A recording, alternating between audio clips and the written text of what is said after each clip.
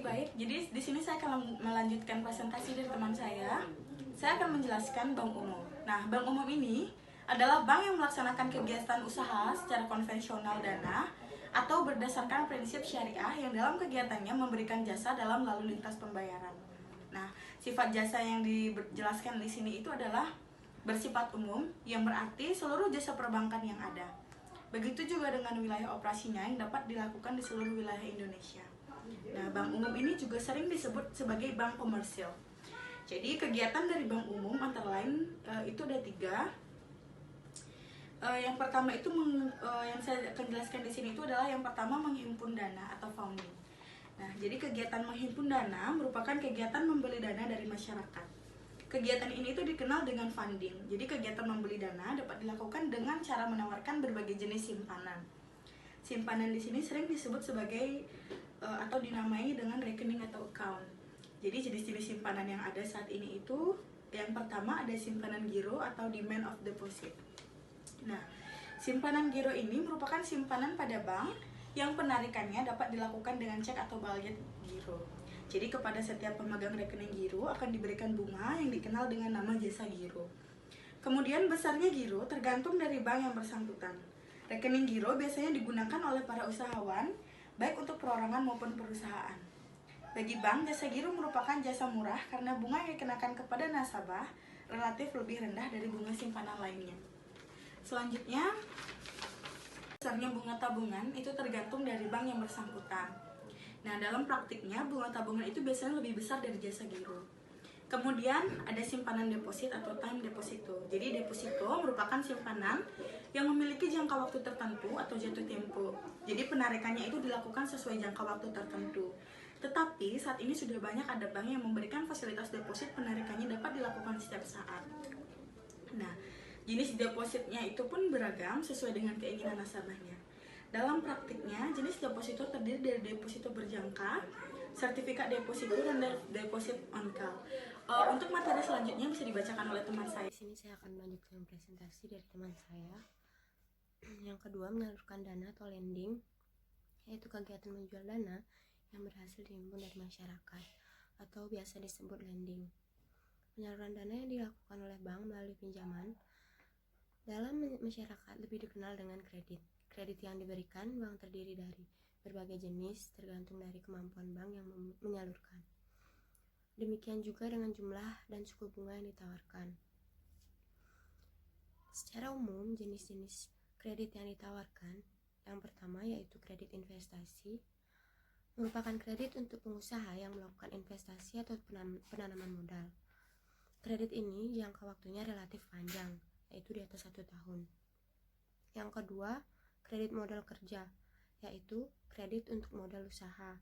Jangka waktu kredit ini tidak lebih dari 1 tahun. Yang ketiga, kredit perdagangan, yaitu kredit untuk modal usaha. Jangka waktu kredit ini tidak lebih dari 1 tahun. Yang ketiga, kredit perdagangan, yaitu kredit untuk perdagangan dalam rangka melancarkan atau memperluas kegiatan perdagangan. Yang keempat, kredit produktif, yaitu kredit yang diberikan untuk dihususkan kembali sehingga mengembalikan kredit diharapkan dari hasil usaha yang dibiayai. Yang kelima, kredit konsumtif, yaitu kredit untuk keperluan pribadi, misalnya keperluan konsumsi baik pangan, sandang maupun papan. Yang keenam, kredit profesi, yaitu kredit yang diberikan kepada kalangan profesional seperti dosen, dokter, atau pengacara.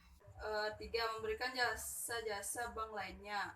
Memberikan jasa-jasa lainnya merupakan kegiatan penunjang untuk mendukung kelancaran kegiatan, mengimpus dan menyalurkan dana sekaligus sebagai kegiatan penunjang. Kegiatan ini sangat banyak memberikan keuntungan bagi bank dan nasabah. Bahkan saat ini kegiatan yang memberikan kontribusi keuntungan yang tidak sedikit bagi bank. Yang kedua, dalam praktiknya jasa-jasa bank yang ditawarkan meliputi A. Kiriman uang atau transfer, merupakan jasa pengiriman uang lewat bank. Pengiriman uang dapat dilakukan pada bank yang sama atau bank yang berlainan, pengiriman uang juga dapat dilakukan sebagai tujuan dalam kota, luar kota atau luar negeri. Khusus untuk pengiriman uang ke luar negeri harus menggunakan bank devisa. Kepada nasabah pengiriman dikenakan biaya kirim yang besarnya tergantung dari bank yang bersangkutan. Pertimbangan adalah nasabah bank yang bersangkutan memilikinya. B. Clearing atau clearing merupakan penagihan warkat surat-surat berharga seperti cek, biliet, giro yang berasal dari dalam kota. Proses penagihan lewat clearing hanya memakan waktu 1 hari. Besarnya biaya penagihan tergantung dari bank yang bersangkutan. C. Inkaso merupakan penagihan warkat surat-surat berharga seperti cek, biliet, giro yang berasal dari dalam kota. Proses penagihan lewat inkaso tergantung dari jarak lokasi penagihan, biasanya memakan waktu 1 minggu. D. SIP Deposit Box. SIP Deposit Box atau dikenal dengan istilah safe locker, jasa pelayanan memberikan layanan penyewaan box atau kotak pengamanan untuk menyimpan surat-surat berharga atau barang-barang berharga yang disimpan dalam box tersebut. Aman dari pencurian dan kebakaran. Kepada nasabah penyewa box dikenakan biaya sewa yang besarnya tergantung dari ukuran box. Yang E. Kartu kredit Bankcard. Bankcard adalah lebih populer dengan sebutan kartu kredit atau juga kartu plastik. Kartu ini dapat dibelanjakan di berbagai tempat pembelajaran atau tempat hiburan. Kartu ini juga dapat digunakan untuk mengambil uang tunai di ATM yang tersebar di berbagai tempat yang strategi. Kepada pemegang kartu kredit dikenakan biaya iuran tahunan yang besarnya tergantung dari bank. Di sini saya akan melanjutkan materi dari bank dan lembaga keuangan. Yang F itu ada bank notes yang merupakan jasa penukaran valuta asing dalam jual beli bank. Notes bank yang menggunakan kurs atau nilai tukar rupiah dengan mata uang asing. Dan yang G ada bank garasi, yaitu merupakan jaminan bank yang diberikan kepada nasabah dalam rangka membiayai suatu usaha.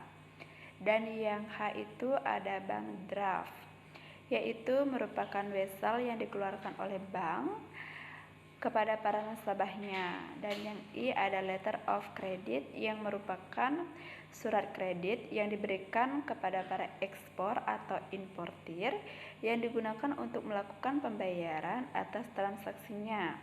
Dan yang J itu ada cek wisata yang merupakan cek kerjasama yang bisa digunakan oleh turis atau wisatawan asing. Dan yang K menerima setoran-setoran. Dalam hal ini bank membantu nasabah dalam menampung setoran dari berbagai tempat, antara lainnya ada pembayaran pajak, pembayaran telepon, pembayaran air, dan pembayaran listrik. Yang I itu ada melayani pembayaran.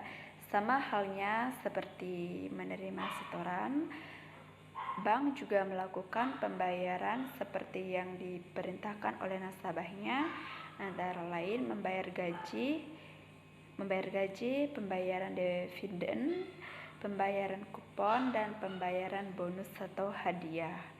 Dan yang M itu ada bermain di dalam pasar modal. Kegiatan bank dapat memberikan atau bermain surat-surat berharga di modal. Bank berperan dalam berbagai kegiatan seperti menjadi penjamin emisi, penjamin, wali amanat, perantara perdagangan efek, pedagang efek, atau perusahaan pengelolaan dana.